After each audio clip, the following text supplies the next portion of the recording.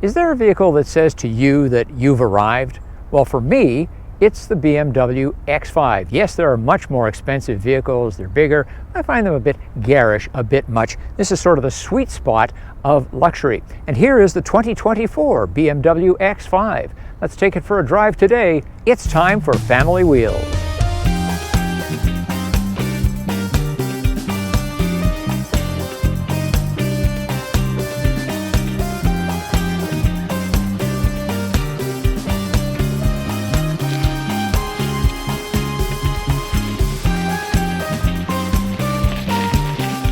The X5 lineup has a number of exterior, interior, and drivetrain changes for 2024, and they're all good.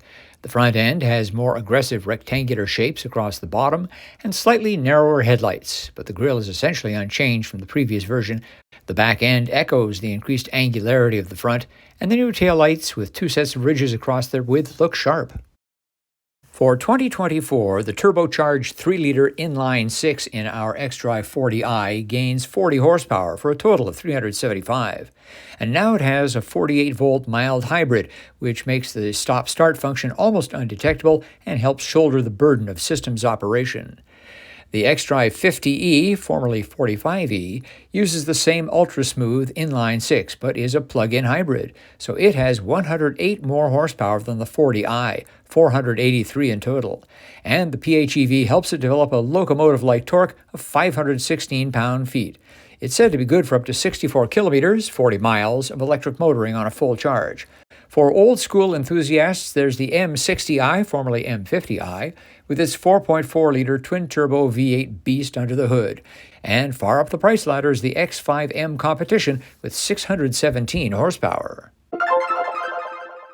This is pretty much the ideal combination of sitting high above the traffic and still having a vehicle that is fun to drive, really quite responsive. Now, there's no denying that this is a fairly large and heavy vehicle, but there is some defying of physics going on with the suspension and the tires and so forth.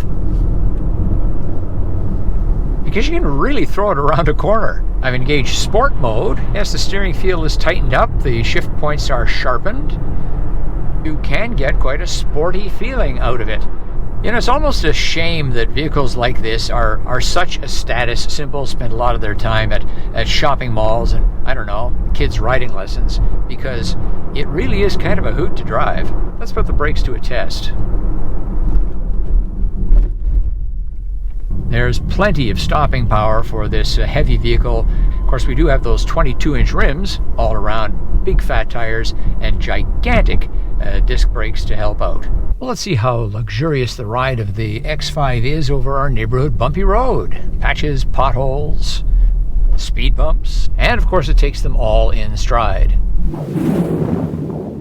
I find it hard to believe that this is the base version. Yes, there's up-spec packages within it, but the 40i is the entry level. Inside, BMW has taken the perfectly pleasant interior of the previous X5 and dialed it up to wow. The cabin is anchored by 27 inches, 69 centimeters of displays, about 12 inches for the driver, and nearly 15 inches of touchscreen in the center.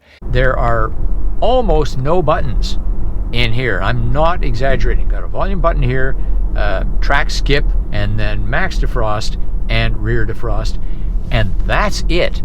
Everything else is done through the screens or through voice commands. And I would hope that for your substantial amount of money that you would get a good long session with a tech expert to walk you through these and also set up your preferences, because that's how deep the menus are.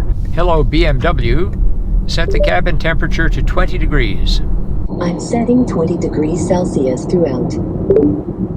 And there we go. The rest of the interior is also splendid, particularly the seats with their numerous adjustments and extendable cushions for the long of leg. BMW calls the artificial material Sensafin, and I call it a good way to get that leather seat feeling without involving cows. Like its German luxury car rivals, BMW puts many options into pricey packages. Here we've got a $5,000 bundle called Premium Essential that includes parking assistance, head-up display, and, get this, heated and cooled cup holders. I'd trade the latter for ventilated seats. Another 2500 gets a suite of driver assistance features, including steering help on highways and adaptive cruise control. Our review car has gorgeous open-pore ash trim, well worth $500, and an illuminated grille that's another $500.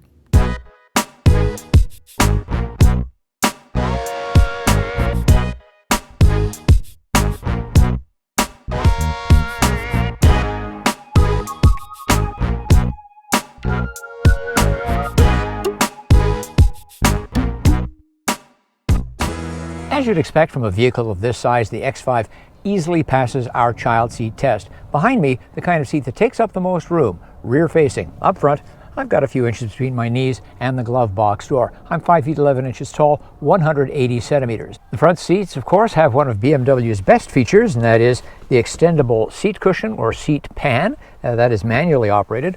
Otherwise, the passenger gets all the power adjustments that the driver does, including various lumbar and height and rake adjustments, and power headrests.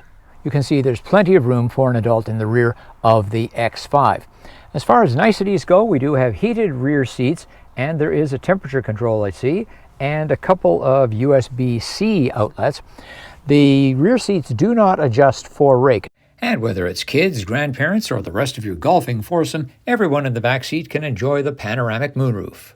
I said off the top that this is a vehicle that says, "You have arrived." What do I mean by that? Some years ago, before SUVs came to completely dominate the automotive market, the "you've arrived" moment was getting the sedan version of this. You would get a 5 Series sedan. Of course, they still make them. And you would get an E-Class sedan from Mercedes-Benz. Many years before that, the "you've arrived" vehicle was a Cadillac or a Lincoln, or if you wanted to be a bit different, a Chrysler Imperial. And of course, those days, they're long gone. These days, of course, General Motors and Ford have tried to play catch-up in the luxury SUV segment, and so from Lincoln as well as Cadillac, we do have some fine SUVs. I don't know if I would take any of them over this.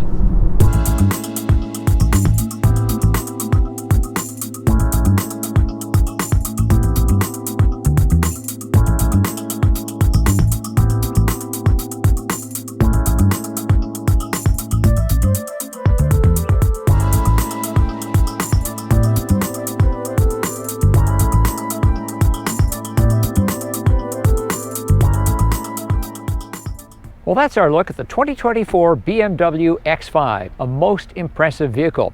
What do you think? Leave a comment. As always, thanks for watching, thanks for liking, and thanks for subscribing. I'm Richard Detman, and I'll see you next time on Family Wheels.